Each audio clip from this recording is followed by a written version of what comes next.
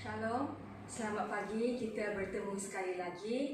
Mari kita sambung sesi tentang membaca Alkitab. Kita sudah dengar dan lihat betapa pentingnya dua faktor yang asas untuk kita membina dan membangun suatu hubungan yang kita rindukan semakin bertumbuh dan kuat, iaitu faktor masa dan faktor komunikasi. Sekiranya kita mahu hubungan kita bersama anak-anak kita atau hubungan kita dengan pasangan kita semakin bertumbuh, kita harus ada masa dan komunikasi bersama mereka. Begitu juga dengan kita dengan Sang Pencipta kita, hubungan kita dengan Tuhan kita. Kita harus ada masa dan komunikasi bersama Tuhan kita supaya kita dapat membina dan membangun suatu hubungan dengan Tuhan yang semakin bertumbuh.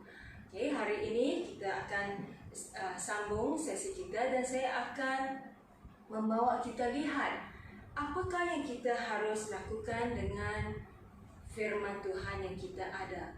Apakah yang kita harus lakukan dengan Alkitab?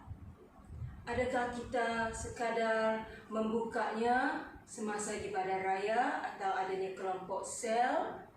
Atau kita simpan Alkitab kita di satu rak yang cantik dan kemas?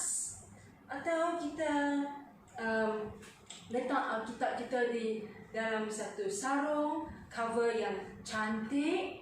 Apa yang kita harus buat dengan firman Tuhan, iaitu makanan rohani kita, roti yang hidup. Hari ini saya akan membawa kita lihat saya akan guna telapak tangan saya, apa yang kita harus buat, kita lakukan dengan firman Tuhan yang sudah kita miliki. Ya, yang pertama, saya mulakan dengan jari yang kecil ini, kita harus mendengar firman Tuhan. Ya, dalam bahasa Inggeris di kitab Roma ayat pasal 10 ayat 17 berbunyi demikian. Faith comes from hearing and hearing the word of God. Iman timbul daripada pendengaran dan pendengaran oleh firman Allah, firman Kristus. Jadi kita harus sentiasa mendengar firman Tuhan.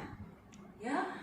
Dan sekarang kita ada punya banyak masa. Kita boleh mendengar firman Tuhan lewat banyak khotbah online, ya. Jadi kita harus mendengar firman Tuhan. Apa lagi yang kita harus buat dengan firman Tuhan supaya kita semakin hari semakin bertumbuh dan hubungan kita dengan Tuhan, iaitu membaca firman Tuhan.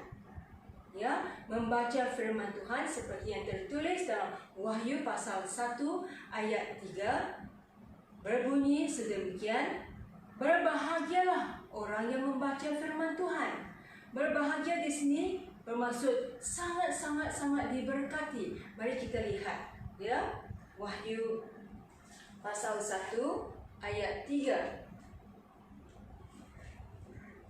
berbunyi sedemikian.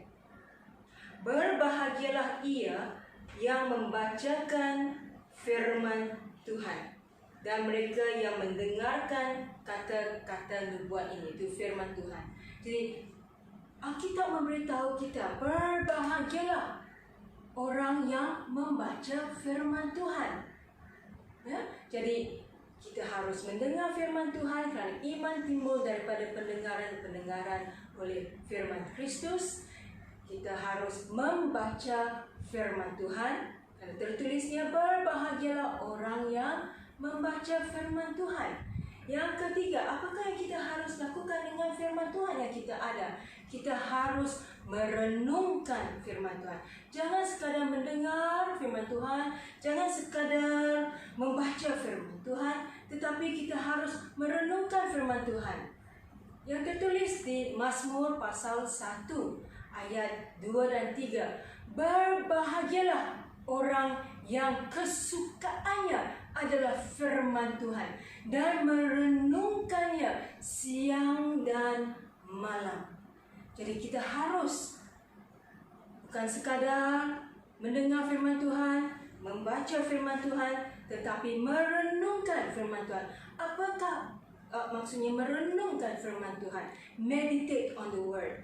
Merenungkan maksudnya bukan termenung-menung. Ya, merenungkan ada apabila kita sudah baca firman Tuhan itu, firman Tuhan ada di sini, betul? Dan firman itu harus diturunkan ke hati. Kita harus merenungkannya. Apakah maksud firman ini untuk saya? Bagaimanakah saya boleh menerapkan atau aplikasikan firman ini dalam kehidupan saya? Itu maksudnya merenungkan firman Tuhan, yaitu menerapkan, mengaplikasikan firman yang kita sudah dengar, yang kita sudah baca, terapkannya ke dalam hati, turunkan dari sini ke hati untuk kita semakin berubah sesuai dengan firman Tuhan yang kita sudah dengar dan yang kita sudah baca, ya.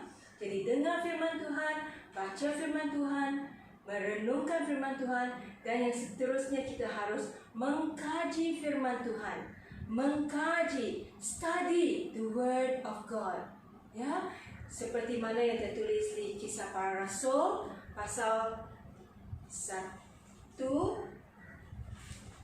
maafkan saya, Kisah Para Rasul pasal 17, ya. Sekejap. Ya. Kisah Para Rasul pasal 17 ayat 11. Berbunyi demikian.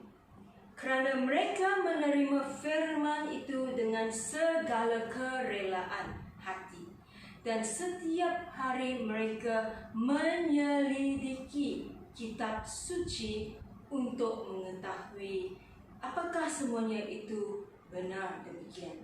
Jadi kita harus juga mengasingkan masa untuk study, untuk mengkaji, untuk mendalami firman Tuhan yang kita sudah dengar, yang kita sudah baca, yang kita sudah renungkan, agar kita lebih dalam lagi untuk mengerti firman Tuhan. Jadi mengkaji firman Tuhan ini, kita yang biasa kita lakukan di sini adalah seperti saling mendorong dan saling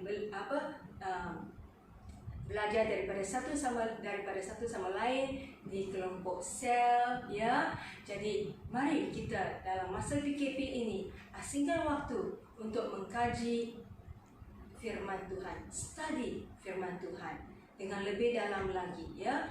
Dan yang saya bawa dalam sesi 1 dan sesi 2 adalah mengenai saat teduh. Sekarang lebih dalam lagi kita mengkaji, kita study firman Tuhan, ya. Dan yang kelima, ya, ibu jari ini, yaitu kita harus menghafal firman Tuhan, menghafal firman Tuhan. Dalam Mazmur 119, ya, ayat 9 dan 11, saya cakap dalam bahasa Inggris, ya. How can a young man keep his way pure? By living according to your word, and to hide your word in my heart, that I may not sin against you. Jadi bagaimanakah seseorang itu boleh menjaga jalan kehidupannya? Mari kita lihat Mazmur 119 ayat 9 dan 11.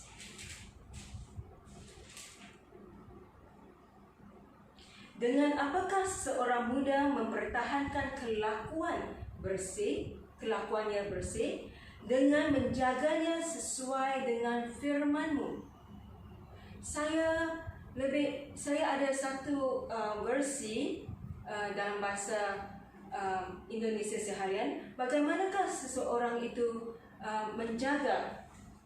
Saya tengok saya ada tulis atau tidak dalam channel saya.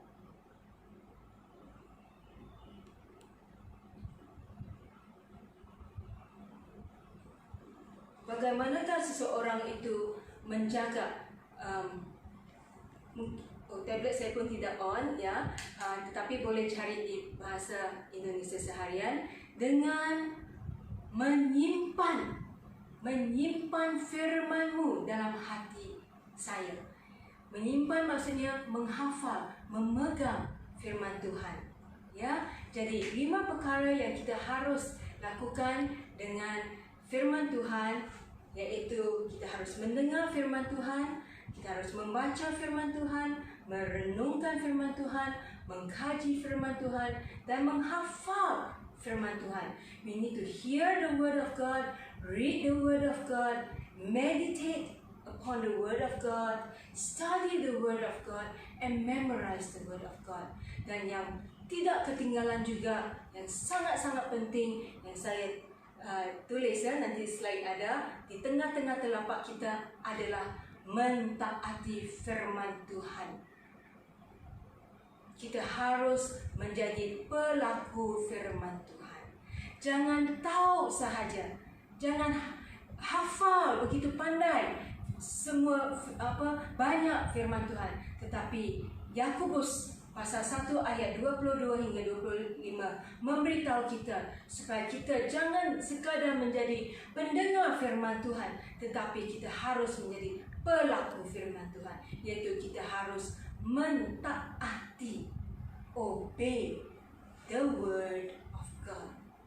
Don't just hear the word of God, don't just read the word of God, don't just meditate upon the word of God, don't just study the word of God, don't just memorize the word of God, but our lives should obey the word of God.